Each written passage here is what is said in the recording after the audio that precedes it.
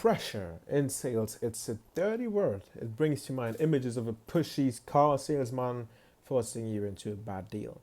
So most salespeople are afraid of pressure because they think it's unethical. But that's amateur hour, okay? True pressure isn't external force, okay? It's internal revelation. It's not about pushing someone into a decision, it's about making them realize the immense weight of their indecision. It's about reducing the distance between where they are and where they need to be. And if you don't know how to ethically apply pressure, you're leaving money on the table every single week. So give me 4 minutes and I'll show you how to ethically create that pressure using a framework called consequence questions. So this isn't about manipulation, it's about making your prospect defend to themselves why they must change now. So a prospect's biggest enemy isn't you, okay? It's their own inertia. So your job is to introduce a single powerful variable. Doubt, okay? No doubt in you, but doubt in their current path. So most salespeople tell the prospect they are making a mistake. Oh, you really should do this now. You're going to regret it if you don't.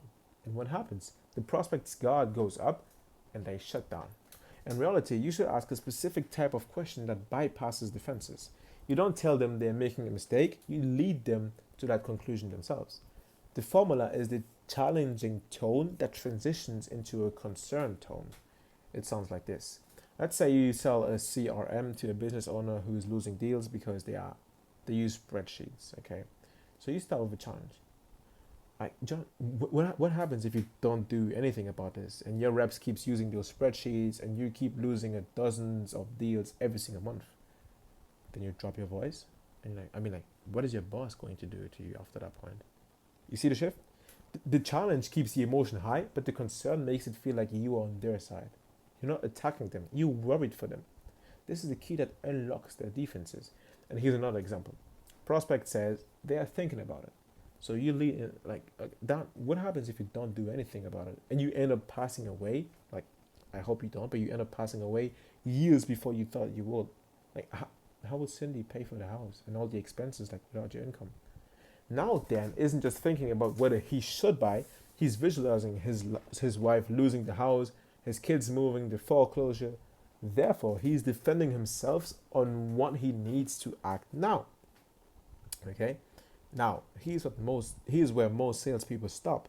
They ask the consequence question, and the prospect says, "Yeah, I definitely need to do something," and they think they're done. Wrong. You have to stack the pressure. Okay, so it's important for you to do something, but for you, why look at doing this now? Why not push it down the road like a lot of people do, and end up dealing with way worse consequences later? And now they're telling you, and more importantly, telling themselves, why they need to act immediately. Okay, you just turn the pressure back on them with a simple question. So this question is a psychological trap. It forces them to argue against procrastination. They have to list all the reasons why actions is urgent. Okay, and they're gonna say, "Oh, well, the reason I have to do this now is because," and just like that, you are no longer being sold. They are no longer being sold. They are persuading themselves. They are articulating their own path, their own urgency. And this is the highest form of persuasion because it comes from within.